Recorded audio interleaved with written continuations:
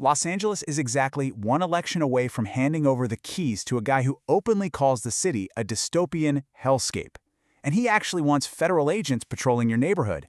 I mean, what happens when the world's most famous reality TV villain loses everything in a fire and decides the only way to fix it is to literally take over City Hall? Spencer Pratt is asking to run the second largest city in America. To really grasp how we got to this point, you just have to look at the jaw-dropping televised aggression from the May 6 mayoral debate. Pratt turned to incumbent Mayor Karen Bass, pointed directly at her on stage, and delivered a line you just do not hear in municipal politics. He weaponized his own personal trauma, directly blaming the mayor for the destruction of his home. It was raw, it was volatile, and it completely shattered the rulebook of how a candidate is supposed to behave. To understand this political firestorm, we have to look at the literal ashes it was born from. The 2025 Palisades fire was an absolute catastrophe. 12 confirmed deaths, roughly 7,000 buildings destroyed, and the economic devastation? Up to $131 billion. Standing in the literal ashes of his former life, Pratt found his narrative. And the crucial context fueling all of this is that Mayor Bass was out of the country when the initial blaze broke out. She called it one of the worst moments of her life. But for Pratt, it became his ultimate proof of systemic negligence. And you can see exactly how that message is landing right now. Look at this massive statistical vacuum. 40% of likely voters are completely undecided just months before the June 2nd nonpartisan primary. People are incredibly frustrated, and Pratt is capitalizing on that exact feeling. By tapping into this raw anger over the homelessness crisis and environmental instability, he has surged straight into second place. He's actually pulling ahead of prominent progressive challengers like City Council member Nithya Raman, consolidating the change vote in a city that historically leans deep blue. So what exactly is he promising this massive block of undecided voters? His common sense platform is designed to aggressively dismantle what he calls the homeless industrial complex. We are talking mandatory drug treatment tied to city housing, strict enforcement of public space laws to clear out public squares, and a total citywide ban on needle exchange programs. He also wants to restore the LAPD to historic staffing levels of 10,000 officers. Pratt isn't offering a typical foundation for progress. He is promising a total disinfection of City Hall, complete with a top-to-bottom audit of massive bureaucracies like the LAWP. But here is where the campaign hits the ultimate collision of character. Pratt is running on this strict platform of fiscal integrity and taxpayer protection. Yet in his own 2026 memoir, published the exact same year he's running for mayor, he openly admits his principles have a price tag. He literally wrote that dignity gets real flexible when enough cash is on the table. It is genuinely surreal to watch a candidate demand extreme government accountability while casually confessing that his own moral compass is up for sale to the highest bidder. The tension here is wild.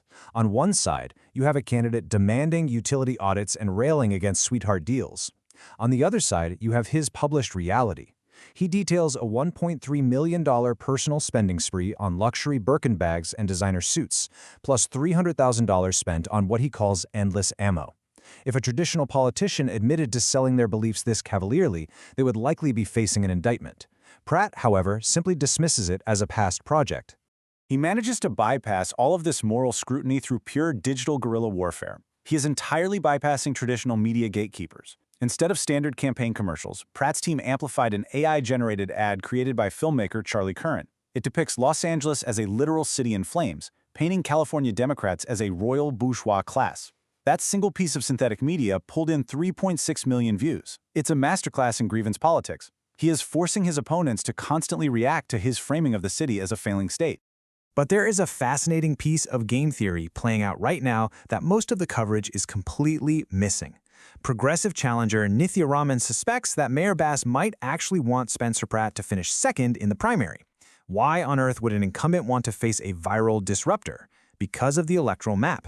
In a deep blue city like Los Angeles, it could be significantly easier for Bass to defeat a self-described MAGA Republican in a November runoff than it would be to fight off a fellow progressive who could fracture her own Democratic base.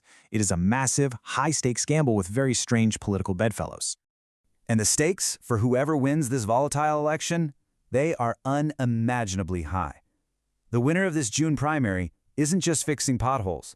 They will immediately oversee the massive operational surge required for the 2026 World Cup, and they will lead the final preparation for the 2028 Olympic Games. We are talking about billions of dollars, immense infrastructure demands, and the global reputation of an American metropolis resting entirely in the hands of whoever survives this political collision. So what happens next? The trajectory points to a pretty brutal path forward. Pratt is positioned to secure that second-place primary spot, successfully knocking out those progressive challengers. This will force a high-tension November runoff against Mayor Bass, and once that happens, you can absolutely expect a second wave of viral AI attack ads to flood your social media feeds. We are looking at what will likely become the most expensive, digital native, and aggressive election in Los Angeles municipal history. At the core of this entire phenomenon, we really have to ask ourselves, are we voting for leaders who have the bureaucratic experience to actually manage a massive city? Or are we just picking the person who tells the most compelling story about our shared trauma? Is common sense born from personal suffering and surviving a disaster actually a better qualification for leadership than decades of political experience? Drop your specific predictions for this runoff in the comments and tell me where you land on experience versus disruption.